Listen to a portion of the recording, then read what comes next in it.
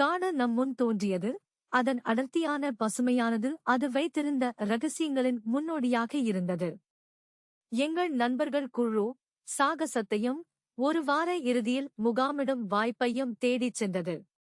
நாங்கள் காடுகளுக்குள் ஆழமாகச் சென்றபோது வளிமண்டலம் ஒரு விசித்திரமான உணர்வுடன் அடர்த்தியாக வளர்ந்தது. மரங்கள் எங்கள் ஒவ்வொரு அசைவையும் கவனிப்பது போல. நீண்ட காலமாக மறக்கப்பட்ட நாகரிகத்தின் எச்சங்களான ஒரு பழங்கால சடங்கு தளத்தை நாங்கள் அப்போதுதான் தடுமாறினோம். வரலாற்றின் கனத்தால் காற்று கனமாக இருந்தது. மேலும் நிலத்தின் மீதான மரியாதை உணர்வை எங்களால் உணராமல் இருக்க முடியவில்லை. இரவு வரத் தொடங்கியதும் நாங்கள் நெருப்பைச் சுற்றி வளைத்து கதைகளை மாற்றிக்கொண்டு மனநிலையை இலகுவாக்க முயற்சித்தோம். ஆனால் இருள் எங்களைச் சுற்றி அழுத்துவது போல் இருந்தது. நாங்கள் மெதுவாக மூச்சு திணறுவதைப் போல உணர்கிறோம். அப்போதுதான் நாங்கள் கிசுகிசுப்பதைக் கேட்டோம். இலைகளின் மென்மையான சலசலப்பு ஒரு எச்சரிக்கையுடன் இருந்தது. நாங்கள் அதை காற்றைப் போல துலக்க முயற்சித்தோம். ஆனால் ஆழமாக அது இன்னும் ஏதோ ஒன்று என்று எங்களுக்குத் தெரியும்.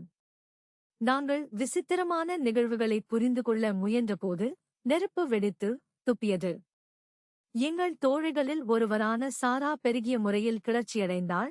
அவளுடைய கண்கள் பதட்டமில்லாத தீவிரத்துடன் சடங்கு தளத்தில் நிலைத்தன.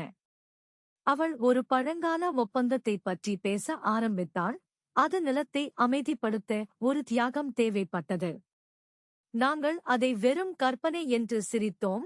ஆனால் இரவு செல்ல செல்ல நிழல்கள் தாங்களாகவே கேட்பது போல் நீண்டு கொண்டே போனது.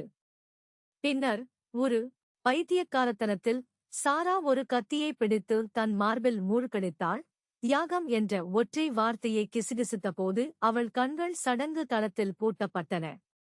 திகிலில் உறைந்து போன நாங்கள் அங்கே நிற்கையில் காடு அமைதியாக இருப்பது போல் தோன்றியது. இந்த தருணத்திற்காக அவர்கள் காத்திருப்பதைப் போல கிசுகிசுக்கள் நிறுத்தப்பட்டன. பின்னர் எல்லாம் முடிந்துவிட்டது என்று நாங்கள் நினைத்ததைப் போலவே மரங்கள் மீண்டும் கிசுகிசுக்க ஆரம்பித்தன. அவற்றின் மென்மையான சலசலப்பு சத்தமாக வளர்ந்தது. நாங்கள் வார்த்தைகளை வெளிப்படுத்தும் வரை அவற்றை பேசிய குரல் சாராவின் "நான் இன்னும் இங்கே இருக்கிறேன்" என்று.